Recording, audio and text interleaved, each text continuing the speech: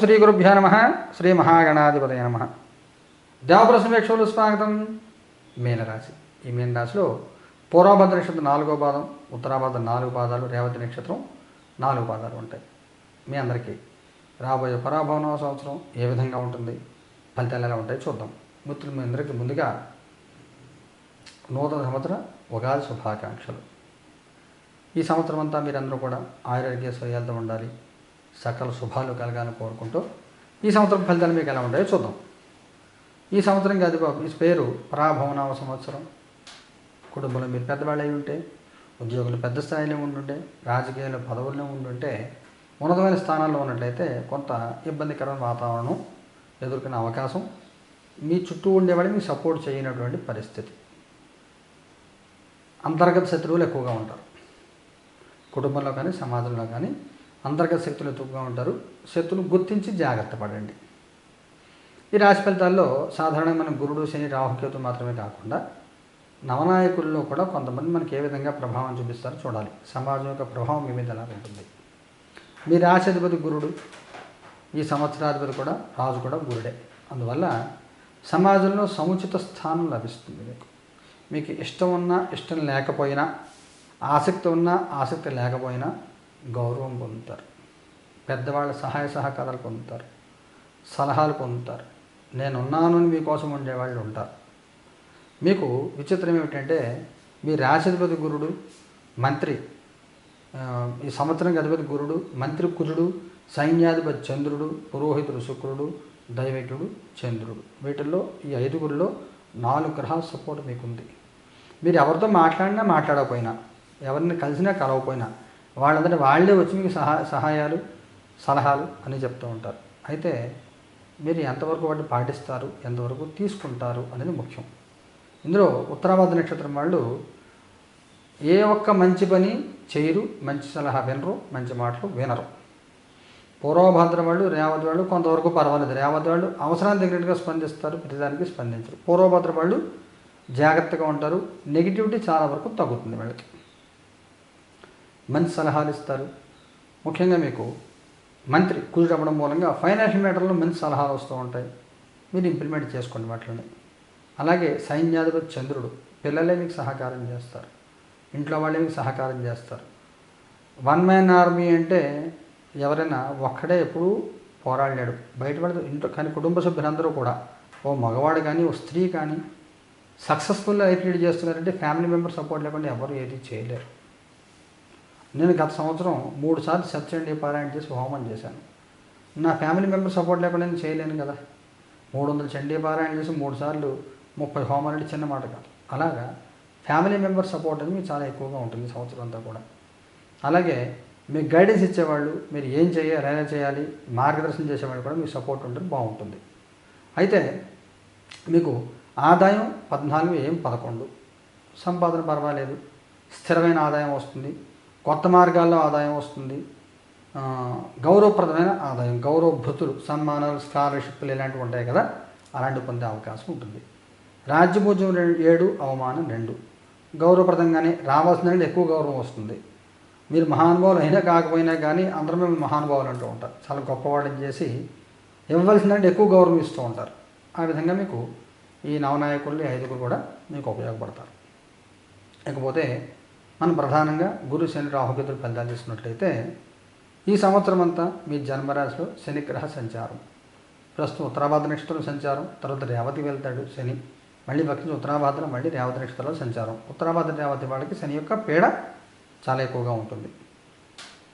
ముఖ్యంగా సంవత్సరం ఉత్తరార్ధంలో మే 31 వరకు, తర్వాత జనవరి, ఫిబ్రవరి, మార్చి నెలలో రేవతి వాళ్ళకి ఇబ్బందులకు శాతం ఎక్కువగా ఉంటుంది.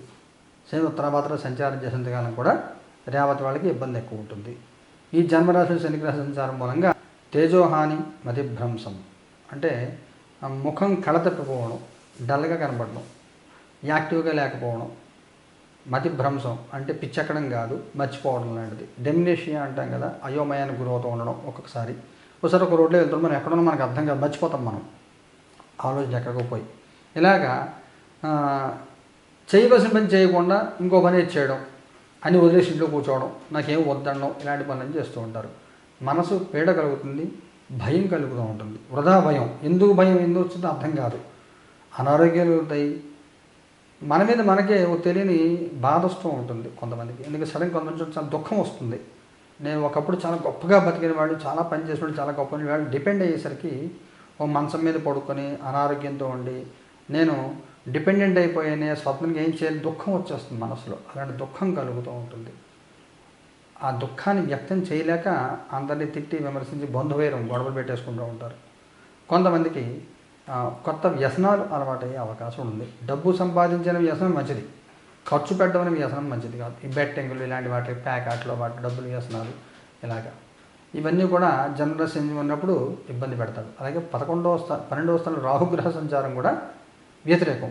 ప్రధాన గ్రహం గురుగ్రహంగా మనం తీసుకున్నప్పుడు ఈ గురుడు 4, 5, 6 రాశుల్లో సంచారం. ఒక 6 నెలల పాటు అనుకూలం, 6 నెలలు వ్యతిరేకం. ఉగాదిన గాయతు జూన్ 2వ తారీఖు దాకా 4వ స్థానంలో గురుగ్రహ సంచారం. దీని వలన ఏమవుతుంది? యాచన అంటే అడుక్కోవడం. అంటే అందరూ అడుక్కుంటారు అలా కాదు. మనకు తెలిసిన విషయాన్నే ఇంకొకసారి సలహా అడగడం పక్కవాడిని, వాడు రెస్పాండ్ అవ్వకపోవడం సరిగా. మనకు తెలిసింది పక్కవాడిని అడుగుతాం, ఇప్పుడు సరిగా రెస్పాండ్ అవ్వరు, ఎప్పుడో రెస్పాండ్ అవుతారు వాడు. అలా బుద్ధి చాంచల్యం, చేస్తున్న పని వదిలేసి ఇంట్లో కూర్చోవడం, నాకు అక్కర్లేదని వదిలేయడం, ఎవరిని ఎదిస్తే నాకు వద్దని చెప్పడం, మూర్ఖత్వంగా మాట్లాడడం, ఇలాంటి లక్షణాలు అనేకం ఉంటాయి. తేజోహాని, ధన వ్యయం, గౌరవ మర్యాదల భంగం, ఓ తెలియని బేలదనం మొహంలో. బాగానే ఉంటారు కానీ ఆ మొహంలో డల్నెస్ ఎదుటి వాళ్ళు క్యాచ్ చేస్తారు. డబ్బులు ఖర్చు అయిపోతూ ఉంటుంది.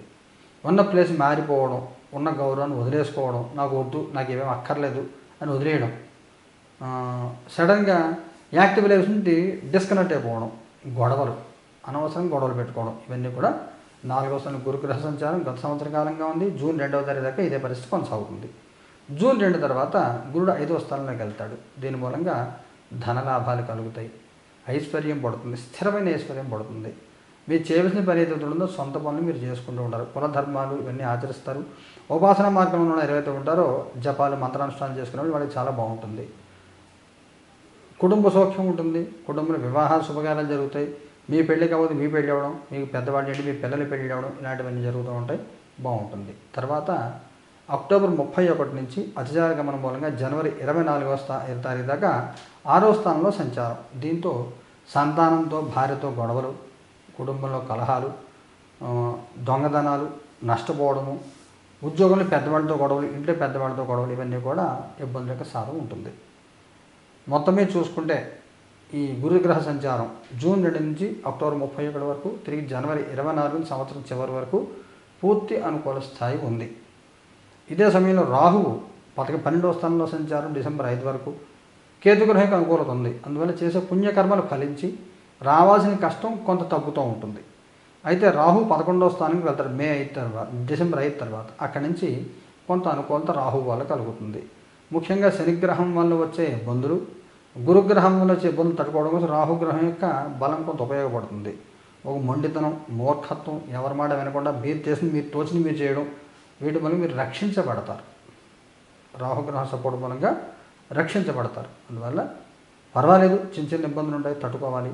దైవారాధన చేసుకోండి, నవగ్రహ ప్రదక్షిణాలు చేసుకోండి, శనిగ్రహానికి విశేషంగా జపం చేయించుకోండి, గురుగ్రహానికి ఆరాధన చేయండి, గురుడికి సంపూర్ణ శాంతి చేయించుకోండి.